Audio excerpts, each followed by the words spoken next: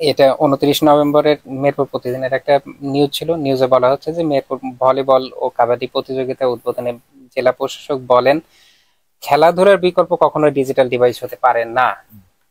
আচ্ছা, নিউজটাতে বলা হচ্ছে এরকম যে মেহেরপুর জেলা প্রশাসক ডক্টর সৈয়দ এনামুল কবির, নতুন যিনি আসছেন, এনামুল কবির বলেন, একটি সুস্থ জাতি গঠন করতে হলে একটি সুস্থ মনের দরকার, একটি জ্ঞান ভিত্তিক সমাজ দরকার এবং সেটার জন্য একটি সুস্থ দেহ দরকার। সুস্থ দেহের জন্য সুস্থ মন, সুস্থ দেহের মধ্যেই সুস্থ মন বাস করে। শিক্ষার্থীরা খেলার মাঠ বিমুখ হয়ে গেছে, তারা মোবাইলের দিকে ঝুঁকে পড়েছে।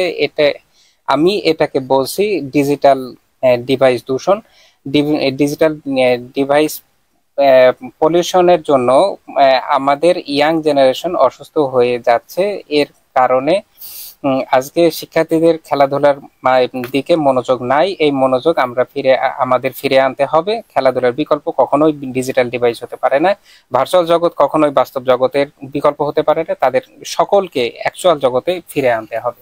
আচ্ছা, সেক্ষেত্রে হচ্ছে যে মানে এই যে ডিজিটাল পলিউশন যেটা বলতেছে, ডিজিটাল ডিভাইস পলিউশন, এটাকে আপনি আসলে কিভাবে দেখছেন?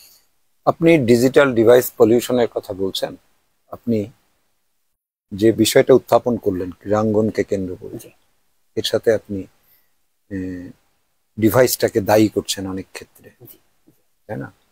আপনাকে যদি আমি বলি যে আসলে ভাই, আপনি তো ক্রীড়াঙ্গন বলতে যেটা বোঝায় বা বিনোদন বলতে যেটা বোঝায়, আপনি যদি সেই জায়গায় এই মানুষগুলোকে, এই ছেলে মেয়েগুলোকে যদি আপনি ধরে রাখতে না পারেন, তাহলে যে সময় তারা মাঠে দেওয়ার কথা, যদি আপনার মাঠ না থাকে, যদি আপনার মাঠে খেলা না থাকে, যদি আপনার টেলিভিশন বা অপর যে ইয়েগুলো, অর্গানগুলো আছে, শিল্পকলা একাডেমি বা সামাজিক যে সমস্ত ক্লাব ভিত্তিক যে সমস্ত সাংস্কৃতিক সংগঠনগুলো আছে, তারা যদি ফাংশন না করে, তাহলে ওইখানে যে সময়টা দেওয়ার কথা যাদের, তারা তো একটা সময় অন্য জায়গায় দেবেই। আপনি ডিভাইসের দোষ দিয়ে তো লাভ নাই শুধু, আচ্ছা, আচ্ছা। তাই না? আমার খেলার মাঠ নাই, আমি হয় দর্শক হিসাবে গেছি অথবা খেলোয়াড় হিসেবে গেছি।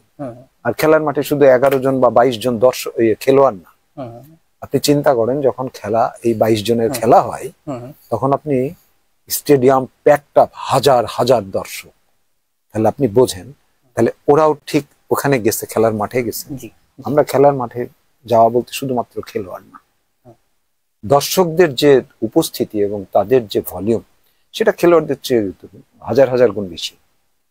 তাহলে এই মানুষগুলাকে যখন আপনি টানতে পারছেন না, তখন তো ডিভাইস কেন, আরো অন্য কিছু থাকলে সেই সময়টা সেখানে নিয়ে নেবে। আচ্ছা, এখানে যেটা আমি দেখলাম সেটা হচ্ছে যে দেখেন, আমাদের এই যে মোবাইল ডিভাইস বলেন বা এই জাতীয় যে ডিভাইস, স্মার্টফোন গুলো আছে, স্মার্টফোন ডিভাইসটাকে কিন্তু আমরা আগে খুব এসেনশিয়াল একটা প্রোডাক্ট হিসেবে দেখতাম, যে আমাদের যোগাযোগের মাধ্যম একটা ছিল। আমরা কিন্তু বাচ্চাদের হাতে দিতে চেতাম না, বা আমরা অভিভাবক যারা আছে তারা কিন্তু বাচ্চাদের হাতে দিত না। এবারে কি হলো, যখন করোনা আসলো, করোনার সময় ওই যে ডিজিটাল ক্লাস হওয়া, এই ক্লাসের জন্য কিন্তু আমাদের বাচ্চাদের হাতে ডিজিটাল ডিভাইস গুলো আমাদের তুলে দিতে হলো। আমার ধারণা ওই ডিজিটাল ডিভাইসটা আর আমরা কখনো মানে আবার যে এটাকে কন্ট্রোল করার দরকার, আমার মনে হয় না যে এটাকে আর কখনো কন্ট্রোল করা হয়েছে, যাতে কিনা মানে বাচ্চারা ওই যে ওটা তো অ্যাবিউজ করার চান্স অনেক বেশি, স্মার্টফোনের অ্যাবিউজ করার চান্সেস খুব বেশি। তাতে কি হয়েছে যে ওরা যে ওই যে স্ক্রিন থেকে বেরোয় কিছু একটা ভাববে, বা মানে আরেকটা মানুষের সাথে মিশবে, মানুষের সাথে মেশা শিখবে, কথা বলা শিখবে, এইগুলো আমার মনে হয় কমতি আছে। এটাকে আসলে কিভাবে দেখছেন? তা তো আছে। আপনি তো ওখান থেকে আপনার সন্তানকে আর ফিরাতে পারছেন না। জি। আপনি দেখেন, ওই ডিভাইসের কথা বলছেন, ক্লাস 7-8-এ পড়ে একটা ছেলে, খুব প্রান্তিক জনগোষ্ঠীর এলাকা, আমি যদি গ্রামীণ অঞ্চলের কথা বলি, সেখানকার মানুষ তার বাবার কাছ থেকে দাবি করছে সে একটা মোটরসাইকেল, শুধু ডিভাইস না, কিন্তু একটা মোটরসাইকেল দিবে, এবং সেই মোটরসাইকেলটা না দিলে সে থ্রেট করছে যে আমি আত্মহত্যা করব। এবং সে কোন মোটরসাইকেল দাবি করছে জানেন? তার ওজন হলো 38 কেজি। সে 140 কেজি ওজনের মোটরসাইকেল কিনবে, তার নিজের ওজন 38 কেজি। এই যখন বাস্তবতা, তাহলে ওই ছেলেটা যখন মোটরসাইকেল কিনছে, সে আপনার মাঠে যাবে না, মাঠে যাচ্ছে না, তার কারণ ওই মোটরসাইকেলটা সে মহড়া দিচ্ছে কিন্তু ওই টাইমে, তাই না?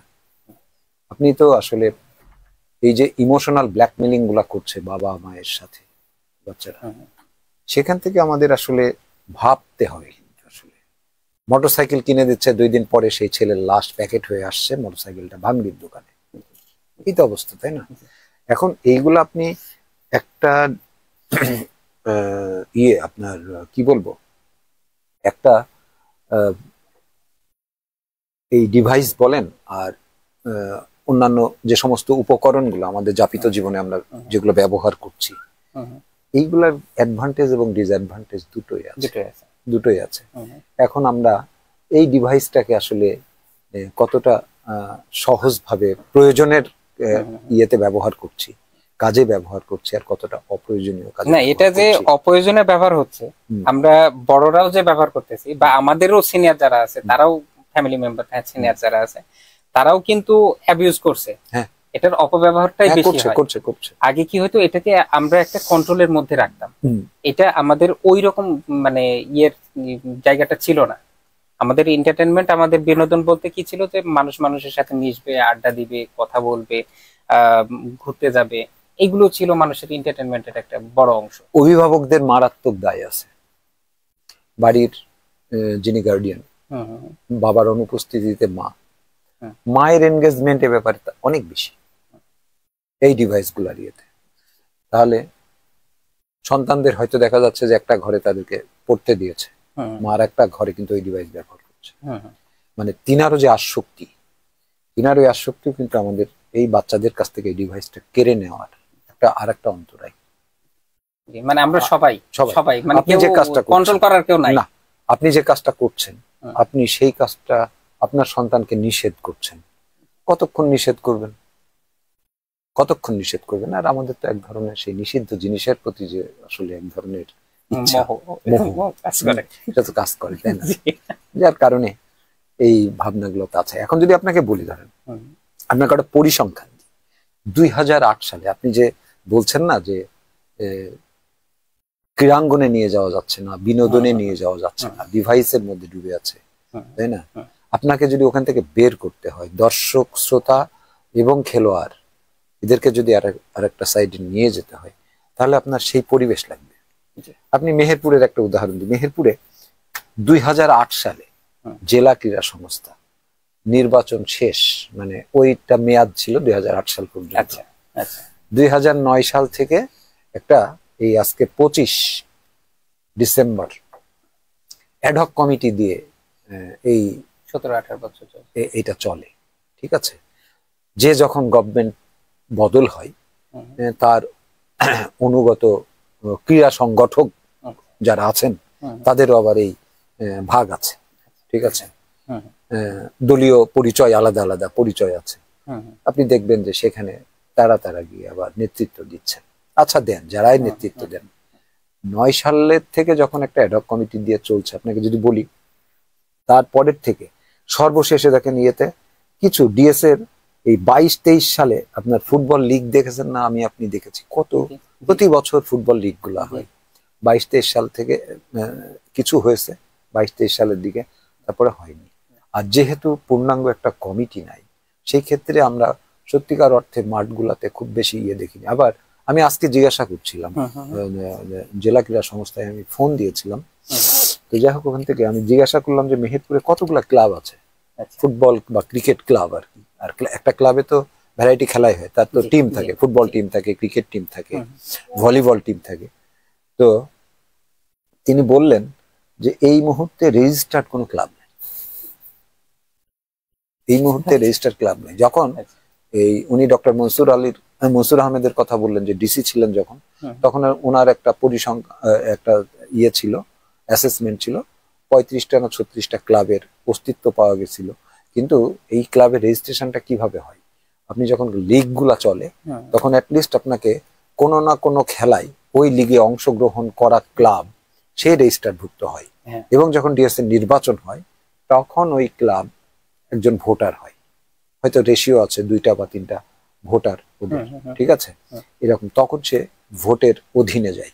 তাহলে সে তখন ওখানকার নির্বাচন করে, নির্বাচনে অংশ নেয়। আপনি যখন দেখছেন যে এইগুলা সবই অনুপস্থিত, সব অনুপস্থিত, হচ্ছে না। এ দেখেন সাম্প্রতিক সময়ে উপজেলা সদরে দেখলাম, উপজেলা সদর এই ভলিবল, কাবাডি, ফুটবলের আয়োজন করলো ইউনিয়ন ভিত্তিক টিম দিয়ে, ঠিক আছে।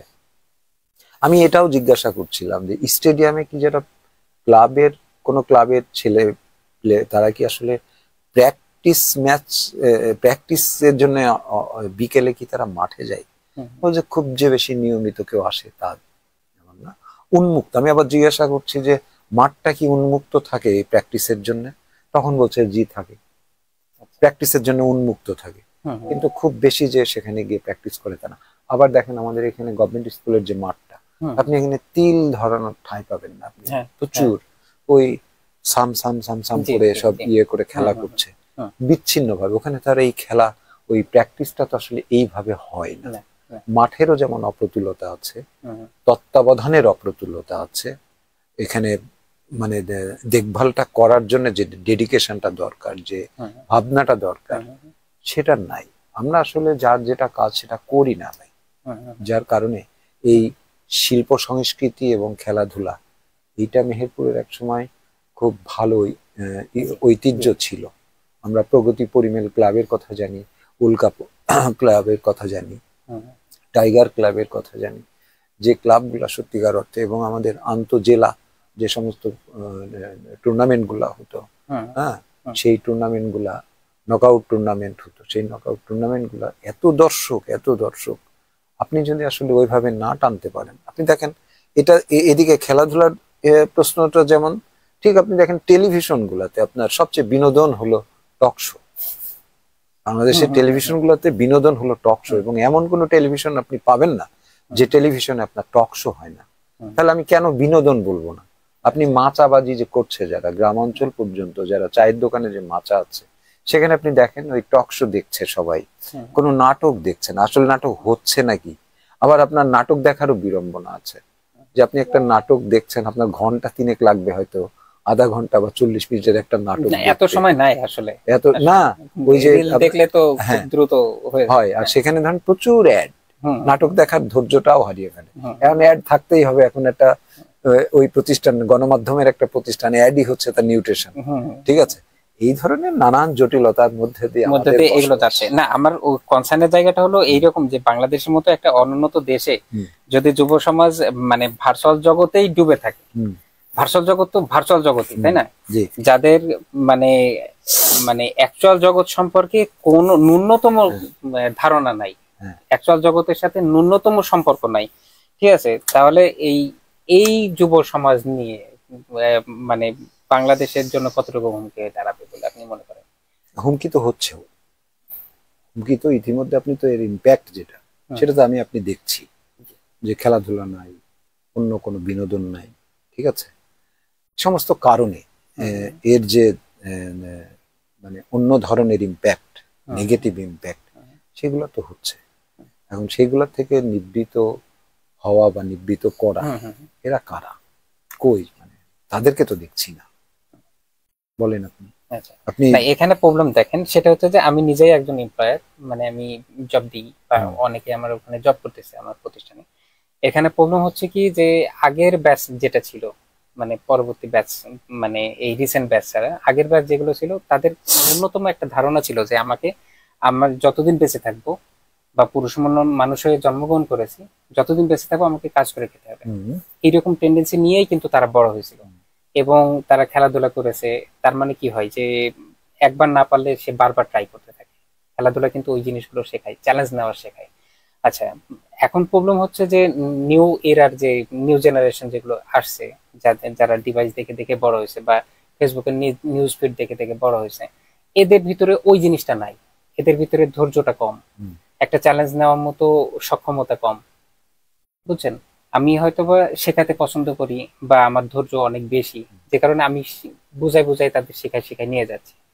কিন্তু মানে অন্য এমপ্লয়ারদের এত সময় আছে কিনা যারা জব দিচ্ছে, এতে আমার যথেষ্ট সন্দেহ আছে।